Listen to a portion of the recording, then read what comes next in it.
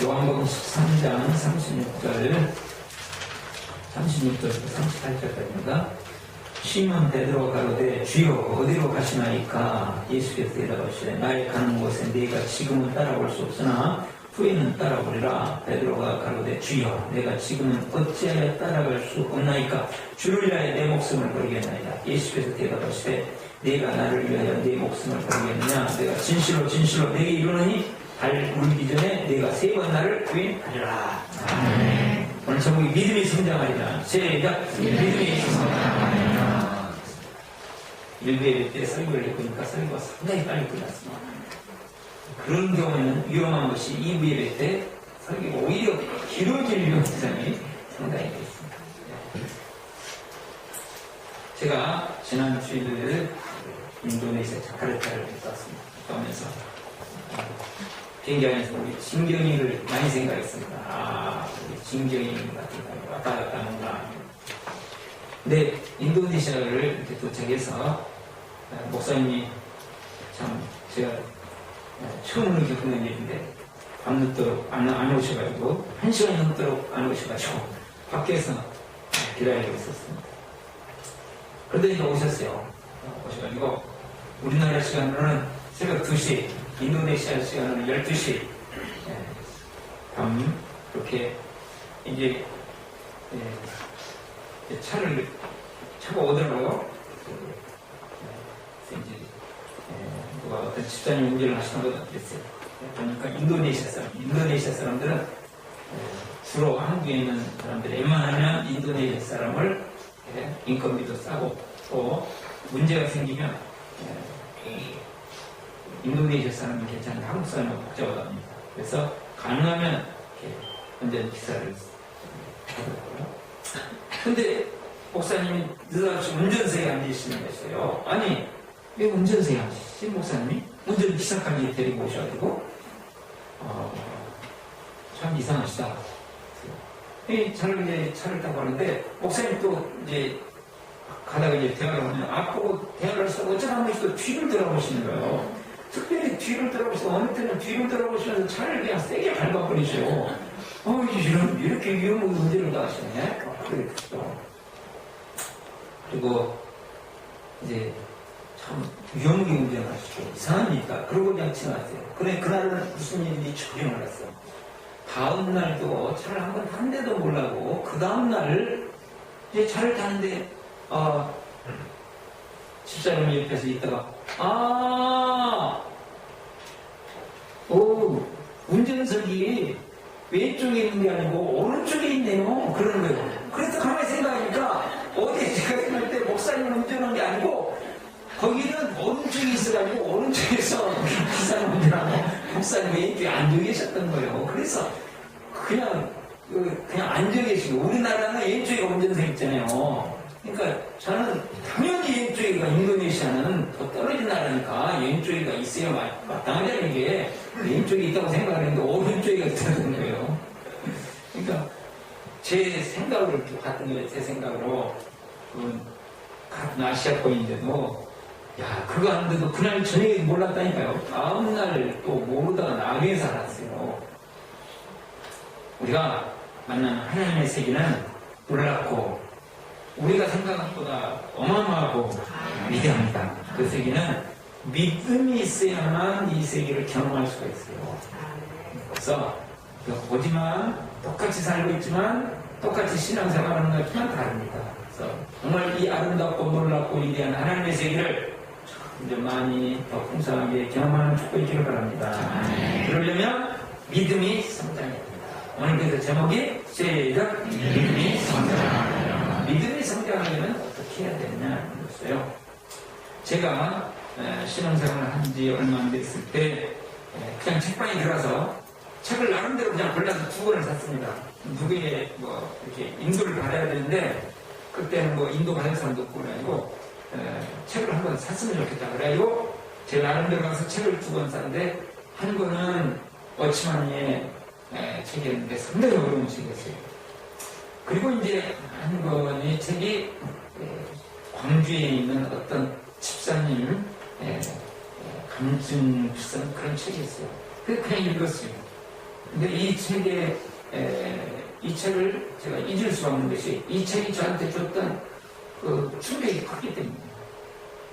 이분은 본래 예수님을 안 믿던 집안의 사람이었고 아이를 하나 낳았는데 아이가 5살까지는 잘 컸어요. 5살 정도 됐을 때 정확하게 안 해요. 오래돼야 돼요. 5살 정도 된 것 같아요. 5살 정도 됐을 때 아이가 모든 면에서 성장을 멈추고 육체적으로도 성장을 멈추고 정신적으로도 성장을 멈추고 다 성장을 멈췄어요. 5살에서 딱 거기서 정지하게 돼요. 10살이 돼도 5살이에요. 15살이 돼도 5살이에요. 그러니까 어머니가 이게 막 어떻게 할 줄을 몰라요. 그래서 병원을 아무리 다녀도 안 됐고 그다음에 이제 병원에 한 다녀도 안 되니까 어떻게 하겠습니까? 아니 용하다는 무당은 다 주죠. 그랬더니 어떤 무당이 딱 갔더니 이거는 해결할 길이다. 그러면서 딱 한 가지 길이 좋은 길이라고 생각되는 길이 있는데 그것은 우리 무당으로서는 해결할 길이 없고 예수님만이 해결하지. 무당이 가르쳐주는 뭐 무당을 용하다는 무당을 천국 무당을 다 줬잖아요. 부담보다 하면 막 1억짜리 있는 거 아세요? 용한 절을 한번 불러다가 1억짜리 한번 해보실래요? 무슨 1억짜리도 괜찮은데 어떤 목사님이 만약에 가가지고 예배드리고 1억을 했다 그러면 아마 날 거요. 세계적인 목사라도 안 돼요. 이거는. 세계적인 무당 아니어도 1억짜리 구성해도 아무런 문제도 안 됩니다. 어떻게 이렇게 갑니다 지금? 자, 그래가지고 이제 이분이 예수님을 믿고 그러면서 하는데도 아이가 결국은 18살에 죽었어요. 그래서 막 이 어머니의 이 가슴을 글로 이렇게 써놓은 거예요. 그래서 그걸 보면서 제가 뭘 느꼈냐면 잘하지 않는 것이 부모에게는 이렇게 슬픔이구나 하는 것을 제가 느꼈어요. 잘하지 않는 것. 우리가 부모에게 슬픔이 되듯이 똑같이 하나님께도 예수님을 믿고 있지만 믿었다면 안 믿으면 모르겠는데 안 믿으면 믿어야 되겠죠. 믿었는데 성장하지 않는 믿음을 보고 우리 예수님은 역시 가슴 아파하시고 슬퍼하시는구나. 그래서 우리 믿음이 성장을 해야 됩니다. 믿음이 성장하는 은혜가 있길 바랍니다. 그러기 위해서 믿음이 어디에서 드러나느냐 하는 것을 알아야 된다. 오늘 주제가 믿음은 삶에서 드러난다. 시작! 믿음은 삶에서 드러난다. 믿음은 어디에서 드러나냐? 나의 믿음이라고 하는 것은 훈련도 그렇고 성장하는 장소도 그렇고 실제적으로 믿음은 생활 속에서 드러나게 됐다 하는 거예요. 지금 우리 한국교회가 많이 오해하고 있고 그것이 뭐냐면 믿음과 믿음 생활이 분리다 이런 이야기를 많이 합니다. 신앙과 신앙의 삶의 분리, 신앙생활과 신앙이 분리되어 있어요. 그런데 실제적으로 신앙과 신앙생활이 분리되어 있다는 건 있을 수 없는 일이에요. 신앙은 신앙생활이다. 근데 이제 다 이론을 알고 있는데 실제적으로 안 되는 것이 이제 우리의 삶의 현장이거든요. 근데 오늘 제목은 믿음은 삶에서 드러난다. 주제가 시작. 믿음은 삶에서 드러난다. 예수님께서 이제 어디로 나 가겠다 이렇게 말씀을 하셨어요. 그랬더니 베드로가 예수님의 수제인 베드로가 질문합니다. 예수님 어디로 가십니까? 아니 도대체 어디로 가시려고 그러십니까? 어디 가시다고 그러니까 그러면 행선지가 있을 거 아니에요. 그걸 물어봤어요. 그러면 예수님께서는 어떻게 대답을 하셨냐면 나 어디로 간다.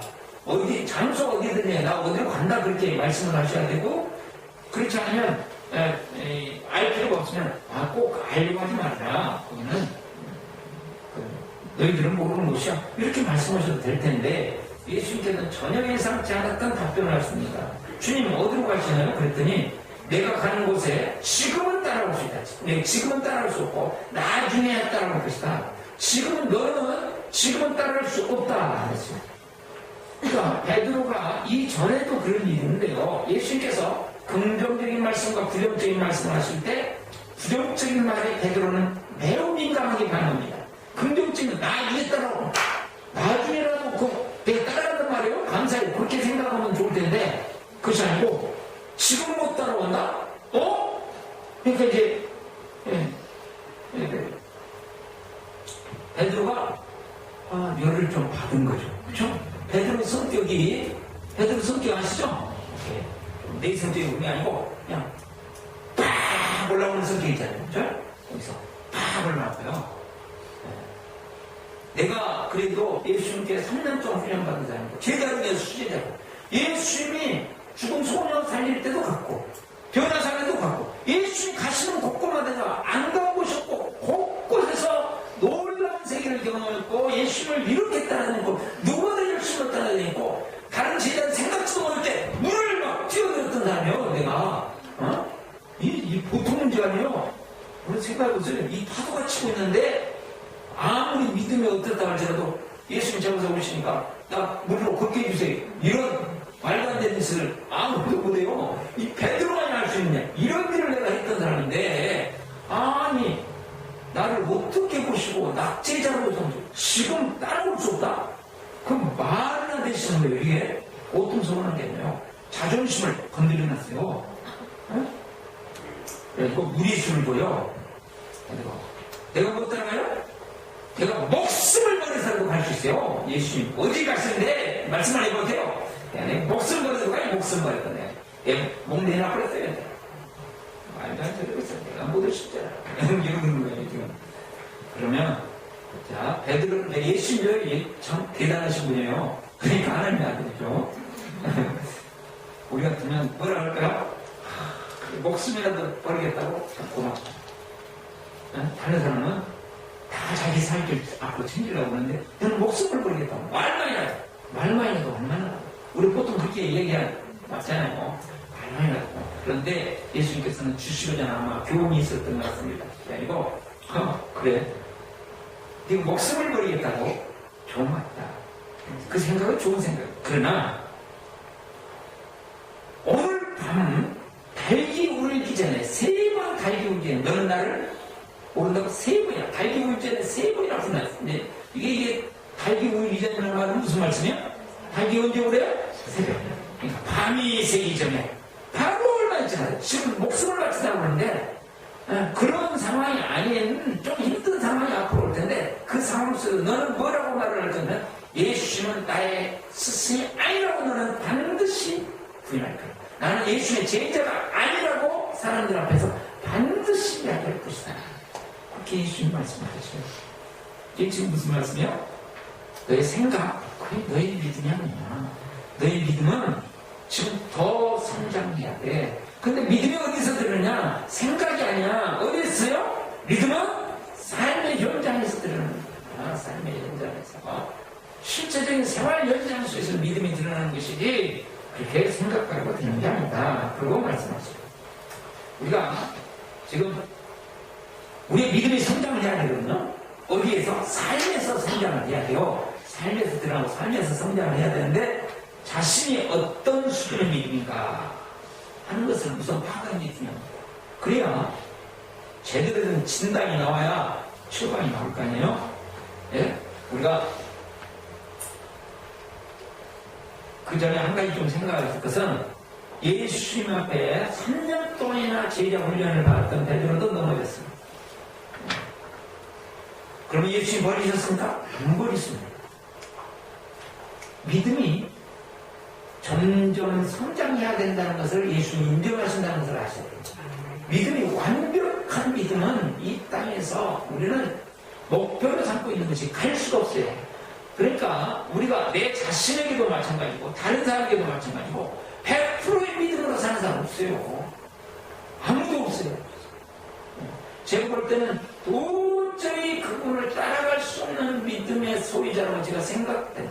저는 죽었다 깨나도 그분의 믿음을 따라갈 수 없는 분이라고 하는 그분도 보면 다 허점이 있고 실수가 있어요. 사람들은요 어쩔 수 없어요. 실수가. 그러면 하나님 버리십니까? 아니죠.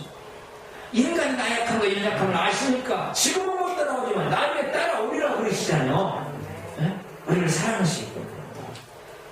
그래서 우리의 믿음을 성장시키는 게 중요해요.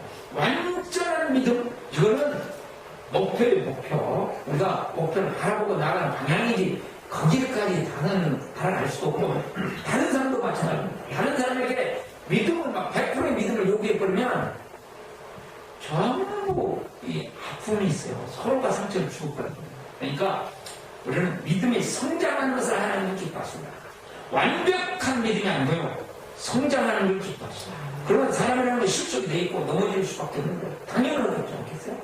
그래서 우리가 지난 주일을 봤죠? 그래서 불쌍히 여기는 것이고, 그래서 서로 용납하는 것이고, 서로 사랑하는 게 필요한 것이고, 사랑이 서로에게 다 필요한 것이에요. 그러나 우리가 믿음을 우리가 성장시키기 위해서는 우리의 현재의 믿음을 진단할 필요가 있어요. 그래서 현재의 믿음을 진단하고 나가야 되는데, 믿음을 오해하는 경우에는 성장이 안 됩니다. 예를 들면 우리가 나 안 아프다, 신체적으로 아픈 사람이 나 안 아프다 그러면 이거는 치료받을 길이 없는 것이에요. 그렇죠? 아무리 지금 그렇지 않은 것 같은데 아프다 그래도 나는 전혀 안 아파 그렇게 생각하는 사람은 어떻게 하겠어요? 치료할 길이 없어요. 그렇듯이 정확하게 진단을 우리가 해야 되는데 그러기 위해서 믿음을 오해하는 것들이 있어요. 첫 번째로 믿음은 배운 것이 아니다. 너의 생각이 믿음이 아니라고 그러거든요. 예수님께서. 그 뜻이 배운 것이 아니에요. 배운 것이 믿음이 아니에요. 우리는 교리를 배우고 성경을 배웁니다. 그러면 배운 것을 믿음이라고 착각합니다. 내가 배운 거 그것이 다 믿음이 아닙니다. 믿음이 성장하기 위해서는 반드시 배워야 됩니다.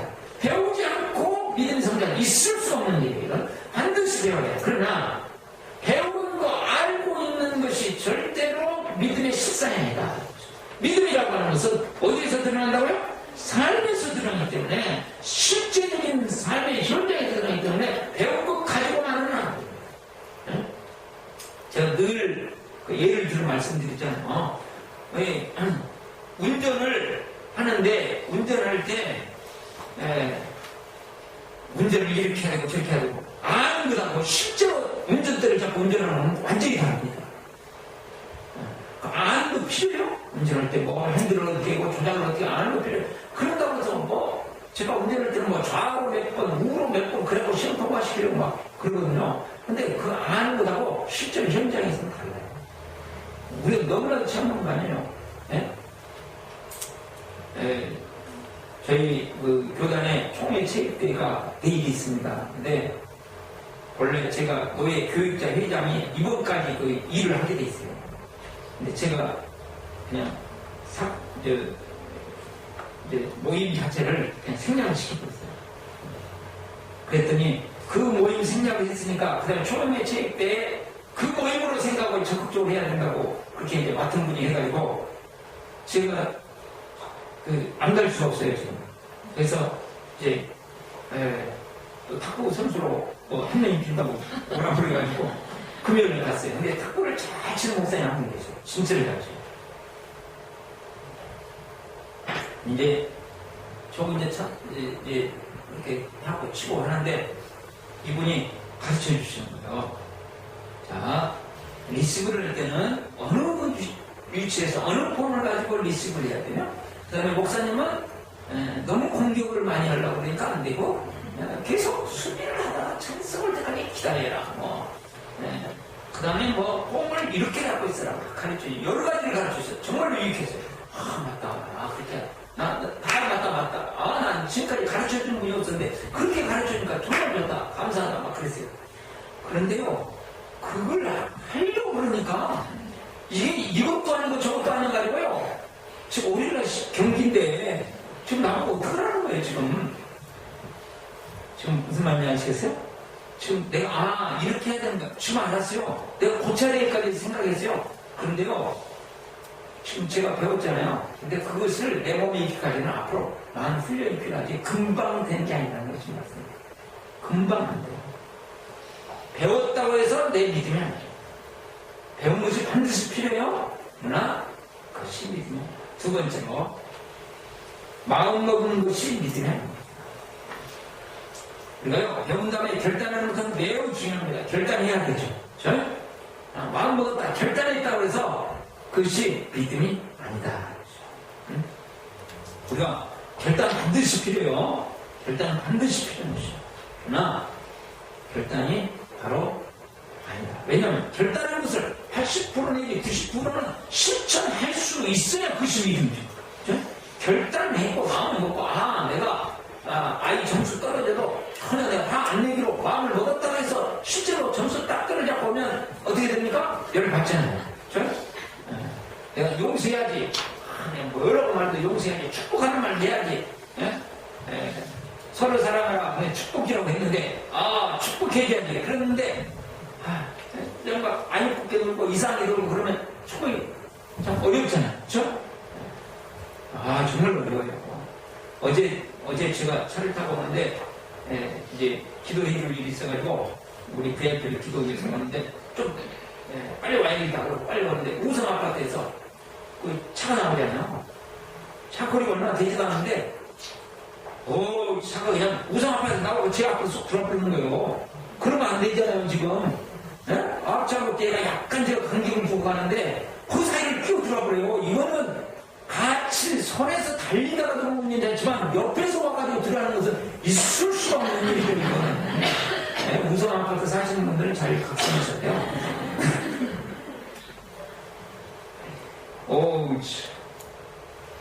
그러니까 그냥 깜짝 놀랐잖아요. 그 사람을 제가 축복할 수 있을까요? 축복이 아니고요. 제 실력이 축복할 실력이 아닙니다. 제가 축복해줘야 되겠다고 설교 절단한 거지만 그게 현실로 딱 붙여서 깜짝 놀라니까 감정이 확 상해놓으니까 안 됩니다. 결단한 것이 믿음은 삶에서 실제적인 현실에서 악을 악으로 갚지 않냐고 욕을 욕으로 갚지 않는 욕과 악을 당하는 욕을 당하고 모욕을 당하는 현장에서 축복할 수 있을 것이 80% 내지 90%를 실천할 수 있어야 나의 믿음이 된다는 거죠. 어쩌다 한번 하는 거 말고. 자, 세 번째로 말하는 것이 아니다. 믿음은 말하는 것이 아니다. 자, 마음 먹은 것을 이렇게 말로 표현을 했어요. 나 이렇게 하겠다 하고 말로 표현했어요. 표현하는 것은 매우 중요합니다. 표현해야 됩니다. 우리의 믿음이 성장하기 위해서 우리는 표현하는 습관을 계속 들여야 됩니다. 실제로 이게 중요해요. 여러분. 그래서 제가 우리 목장모님들 늘 말씀드렸지만 가서 인사하는 것보다 중요한 것이 뭐예요? 헌신들에 나와서 헌신하는 모습을 보여주는 것이 더 중요해요. 아멘. 인사를 밥 먹고 와서 인사하시면 되고 같이. 자, 우리는 그래서 내 마음을 실제적으로 이렇게 해야지, 말씀을 듣고 이렇게 살아야지, 그렇게 마음 먹으신 거라고 헌신대에 나와서 무릎을 꿇고 기도하고 적고하면 확실히 다르겠죠. 다르겠죠. 아무래도 다를까요? 그러나 표현한 것만은 안 된다. 그것을 내가 계속 삶에서 다시 실천할 수 있도록 훈련하고 점검하고 실천하고 결단하고 표현하고 점검하고 그랬을 때 가는 거죠. 그 다음에 또 하나 믿음이 아닌 게 있습니다. 가르치는 것이 믿음이 아니다. 제가 늘 말씀드린 저 같은 사람들, 잘 다른 사람들에게 설명하고 설득하고 다른 사람들이 은혜 받았다고 그러고 그러면 사람들이 어떻게 되냐면 자기가 믿음이 그 수준에 이런 것을 착각합니다. 목사만 그러는 게 아니고요. 우리 다 그래요, 여러분. 다른 사람에게 믿음이라는 이런 거야, 믿음은 이런 거야 이렇게 설명하고 그러는 거면 우리는 그래도 다른 사람이 정말 놀라고 깨달았다 그러면 자기가 그렇게 된 걸로 이렇게 생각을 해요. 근데 코치를 잘한다고 해서 축구 경기 중에 코치를 잘한다고 해서 선수를 잘한다, 실제로 축구를 잘한다, 그동안 다른 문제예요. 어느 정도는 하겠지만 다른 문제예요. 축구 해설을 잘한다고 해서 경기를 잘하냐, 그런 다른 문제죠.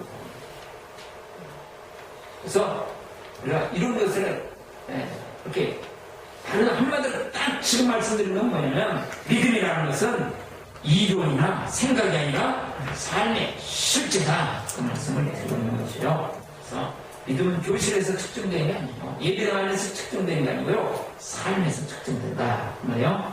그러면 어떻게 삶에서 증명되어지는 이런 믿음을 우리가 성장시킬 수 있을 것인가, 두 가지를 생각해 보겠습니다. 첫 번째로 더 강한 훈련을 받아야 합니다. 시작. 더 강한 훈련을 받아야 합니다. 36절을 보시면 시몬 베드로가 가로되 주여 어디로 가시나이까? 예수께서 하시되 나의 가는 곳에 내가 지금은 따라올 수 없으나 지금은 따라올 수 없다고 그랬죠? 지금 따라올 수 없다. 그 다음에 중요한 말씀이에요. 후에는 따라오리라. 후에는 따라오리라. 시작. 후에는 따라오리라. 나중에는 따라온다는 거예요. 그러면 나중에는 지금 나중에라는 말씀이 중요한데 이 나중에라는 말씀이 지금 따라 해당이 돼요. 나중에라는 말씀은 무슨 말이에요? 앞으로 더 많은 훈련이 남아있다. 지금까지 3년 동안 예수님에게 특별한 훈련을 받으셨습니다. 우리 베드로 사도께서. 그렇지만 그것만으로 되는 것이 아니라 더 많은 훈련이 필요하다. 앞으로 더 많은 훈련을 어떻게 받을까요? 예수님을 부인하고 나서 고뇌와 고통과 아픔을 겪고 그 다음에 부활하신 예수님이 나타나죠. 한 번 나타나고 두 번 나타나고. 그래도 베드로가요 예수님 부활하신 예수님 만났으면 대단한 거예요 여러분. 그런데도 어떻게 되세요? 고기 잡으러 가요. 고기 잡고 베드로가 오늘 말하면 정신없는 거예요 지금. 세상에 부활하신 예수님을 만나고도 또 고기 잡으러 갑니다. 세 번째 나타났습니다. 그리고 베드로가 예수님을 세 번 부인했기 때문에 세 번 내가 나를 이 사람들보다 더 사랑하느냐 그리고 사명을 주십니다. 비전을 주십니다. 치유하시고 그 다음에 비전을 주십니다. 그랬더니 어떤 일이 벌어졌을까요? 성경에는 안 나와 있지만 다음에 우리가 보면 압니다. 예수님이 감람산에서 승천하실 때 몇 명 정도 모였을까요? 500명이 넘게 모였어요. 성경에 보면. 그러면 그 과정은 안 나와 있지만 500명이 넘는 숫자가 모였다. 예수님이 십자가에 죽으신 다음에 제자들에게 예수님이 나타나실 때 보세요. 거의 모든 제자들은 다 들릴 거예요. 예수님의 이 12제자들도 벌벌 떨면서 문을 잠그고 있었어요. 사람들이 다 두려워서.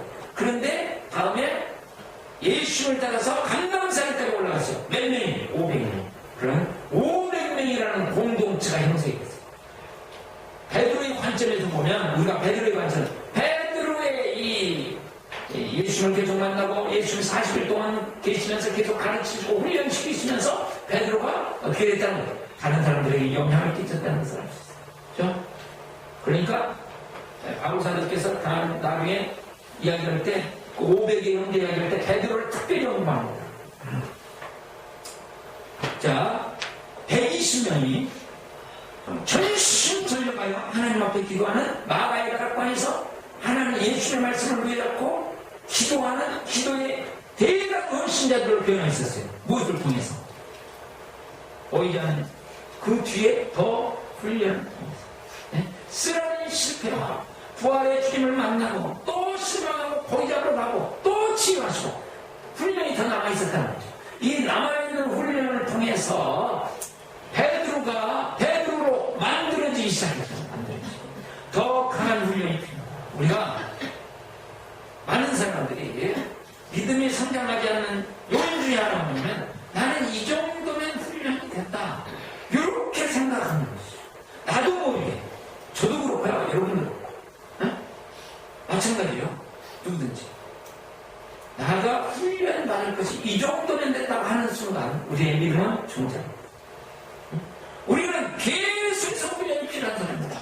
주님 앞에 사는 그날까지 우리는 끊임없이 훈련받아야 됩니다. 목장에서 훈련받는 것이고요.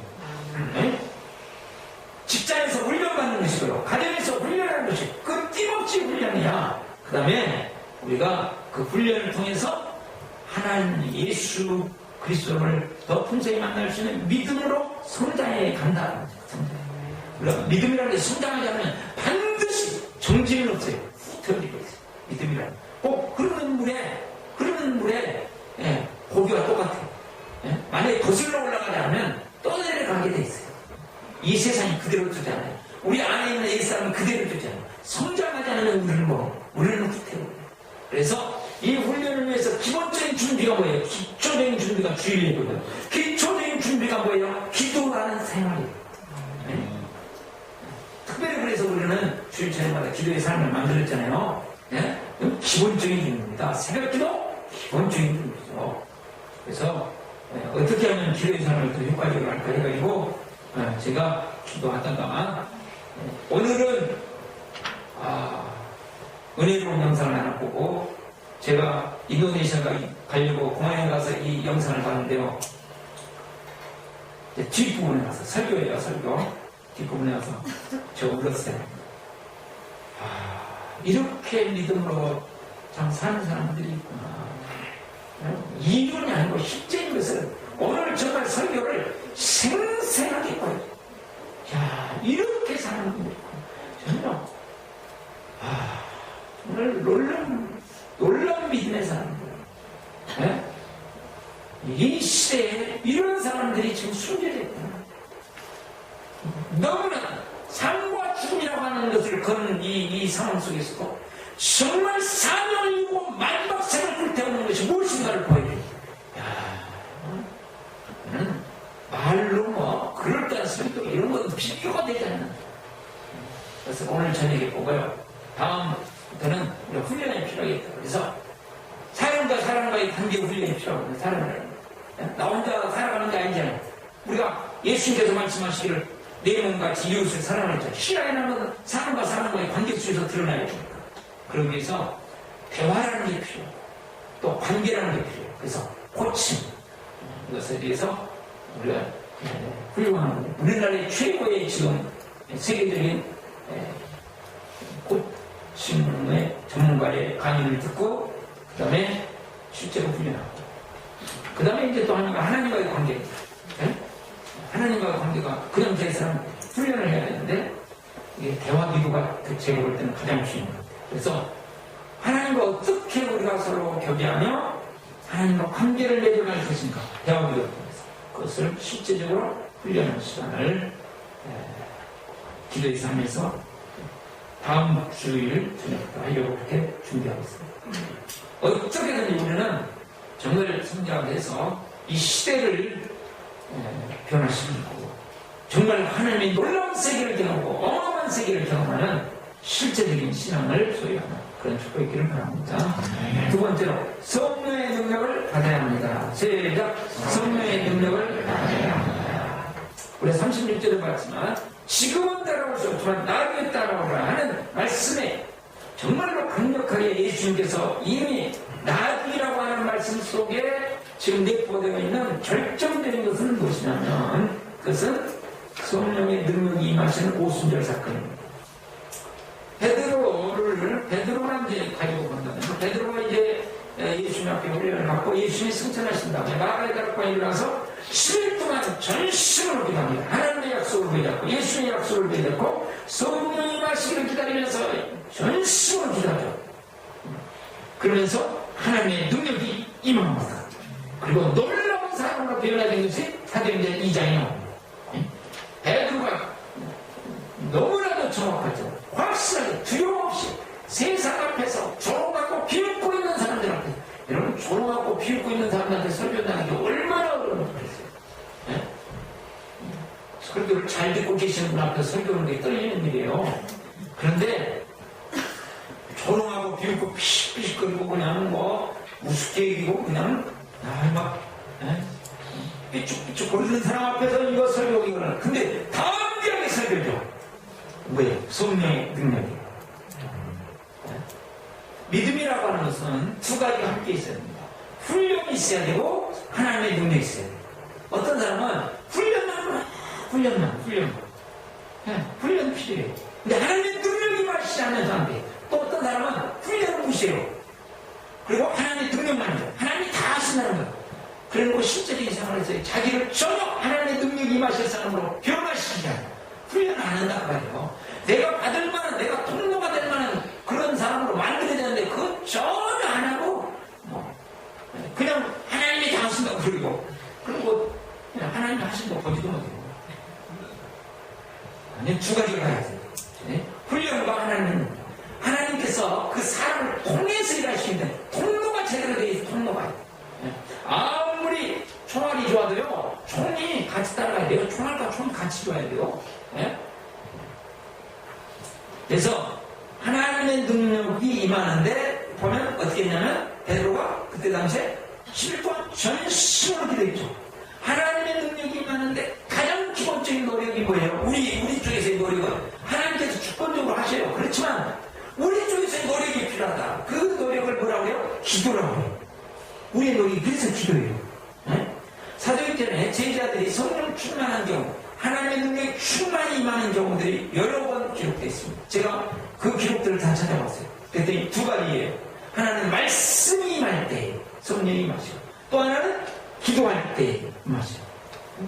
그래서 말씀 기도가 중요한 거예요, 여러분. 말씀과 기도 속에 하나님의 역사죠. 근데 말씀과 기도 중에 어떻게 임하는가 했을 때 제가 정확히 세봤어요. 예? 공동체로, 개인 말고요. 공동체로 말씀과 기도 속에서 임하는 것을 봤더니 말씀보다는 기도가 2배가 더 많아요. 그렇다면 우리 이제 기도가 얼마나 중요한가.